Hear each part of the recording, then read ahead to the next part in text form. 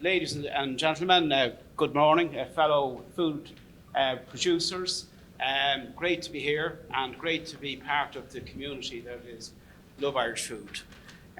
So I'm going to keep my presentation brief. I've been asked to keep some time for questions. And we're talking about how you can build your brand in Tesco. And so Tesco has been a very strong supporter of Love Irish Food, and it's a relationship that, as we're going to see later, is working for all of us, which is absolutely great. So a quick introduction to Tesco Ireland. It says 181 stores. Actually, we've been out 183. There's quite a lot of stores being opened these days, which is testament to Tesco's commitment to Ireland. And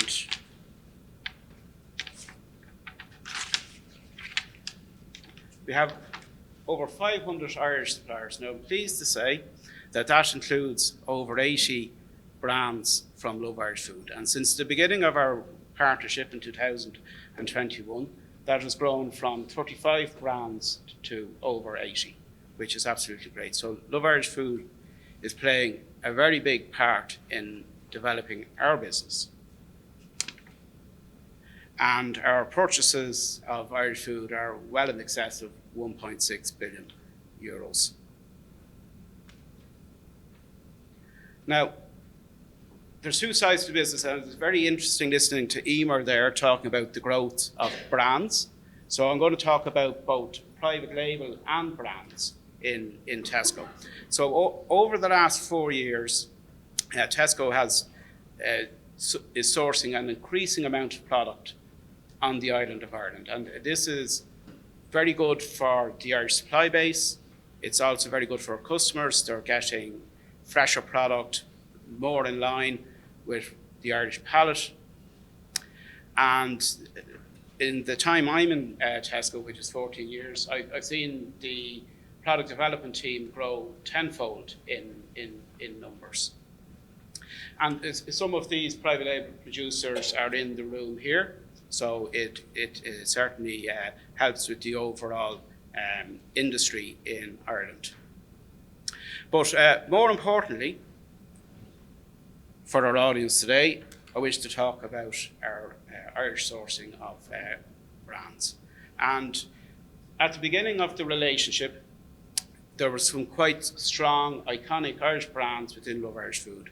And what is most impressive about the Love Irish Food community is the way it is hand-holding smaller brands, supporting them in their journey of growth. And we're very proud in Tesco that a large part of the expansion of Love Irish Food in Tesco has come from new brands, up-and-coming companies. And it was also heartening to see from Emer's Cantar presentation the growth of brands. And it is no coincidence that Irish brands are focusing in on working together to establish their presence in the market, and that we're seeing that growth come through with branded sales now increasing private label sales. And what was also interesting is that the retailers that have a strong branded presence appear to be winning in the market. The retailers that don't have such a strong Irish brand presence don't seem to be delivering the same growth numbers.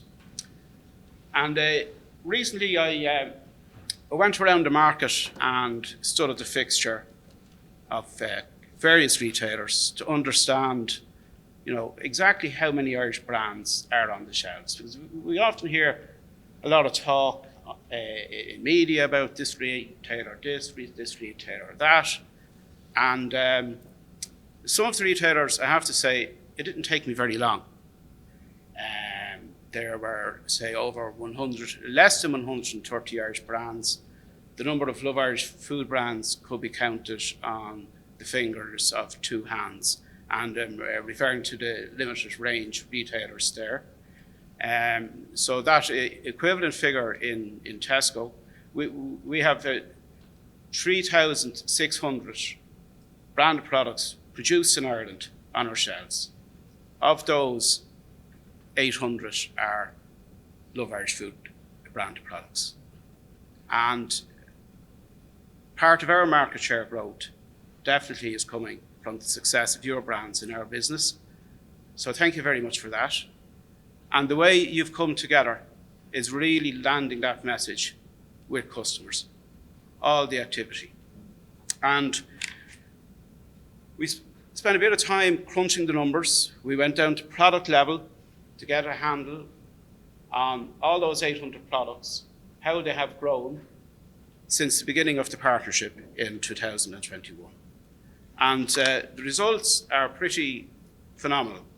Now, overall, the sales of Love Irish Food products in Tesco have grown from 64 million in 2021 to 141 million in 2024. They doubled, okay? So part of that obviously is new brands coming in or some existing brands joining the Love Irish Food family. But what is most telling is the orange line there is the sales of the Love Irish Food brands that were in Tesco in 2021, and just looking at how their sales have evolved. And they have grown over 50% from 64 million to 97 million. Now, we saw from the Kantar presentation that there has been some inflation in the market. Let's call it cumulative inflation of 20%. We also know that Tesco has opened quite a few stores, but not that many. So of that 50%, safely, 20 to 25% is real growth when you strip out new store openings, when you strip out inflation. And that's the most important number on the page. That is what has been achieved by the collaboration amongst all of you with each other through Love Irish Food and also with Tesco. And for me, that is the power of Love Irish Food.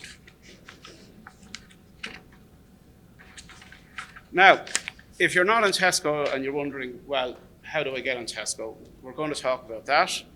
Then we're also going to talk about, if you are in Tesco, how can you develop your brand even more? So the first piece is having a point of difference. That's always going to help. I'm here with my colleague, Angie. Angie, will you stand up and say hello, please? So Angie and I are your brand ambassadors in Tesco. Our job is, if you're not in Tesco, to help you make the best case to get in. And if you are in Tesco, to help you navigate our systems to grow your business in Tesco. Now, in terms of introducing you to a buyer, we need to understand your point of difference. We need to have some kind of a pitch that you can use. And understanding your market is obviously an important point of that. We would encourage you to go to your local store with your products, stand at the fixture, and put them in the fixture. Obviously, you haven't spoken to the store manager first. And just understand, because any product could probably sit in 3 different categories. So don't just assume one category. Go around the different categories. When you've decided on the category, look at the products that are there similar to yours or competing in the same market. Understand their price position. Look at the way the product is merchandised, the visibility of your packaging, the promotions that they're using. And, you know, combined with all the excellent information that Shruti and Mary can give you from Borbia, this is a very, very practical way of understanding your market. And we would invite you to reach out to Angie or myself, and we will meet you in a store. we'll ask you to talk us through that process that you've just gone through, with where the product should sit, and why you believe it's going to work. And a key number for the buyer is understanding the rate of sale of the product. Is it going to sell 1 unit per week, or is it going to sell 10 units per store per week? So any evidence you have from independents or wherever that you're on sale, that all helps inform that conversation. And we'll help you understand the best route to market to get your product to Tesco, whether you're looking for a local listing in your local stores, or whether you're looking to go through one of the depots into national distribution. And if you are an existing supplier, the building blocks for your growth obviously are space. And that is within the control of the retailer at the end of the day. But interesting to note that on my little tour of the market, some of the retailers that had, say, only 5 or 6 Love Irish Food brands, sometimes they only had one product from an amazing brand, one facing. Whereas when I went to my local store in Cabra, that same brand had 3 full mods. So an average Tesco store will give 3 full mods to an Irish brand. A limited space retailer could give 1 facing. So that is very important for developing your brand, because when customers come in, there's that very, very strong brand visibility. Now, you'll often hear about service level from ourselves, and I just want to explain the importance of service level. So when our ordering system orders product, and let's take Portlaoise. So say we're looking at a picture of flahavens. So let's say it's a flahavens porridge on the shelf in Portlaoise. And for whatever reason, product is not delivered to our depot for a week or 2 weeks. The big computer in Tesco says, okay, I normally sell 100 units of flahavens a week. I'm going to always order in enough to replenish those sales. However, if we're shorted and the product goes off sale in Portlaoise, and the sales per week goes from 100 down to, say, 0 or 10, there's an averaging system that says, okay, we don't sell 100 units in Portlaoise anymore. Now we only sell 5. The system will only order in enough stock to order 5. The knock-on effect of one episode of poor service level can be 6 months. And that is why it is so important to focus in on the service level. And what are the tools for you?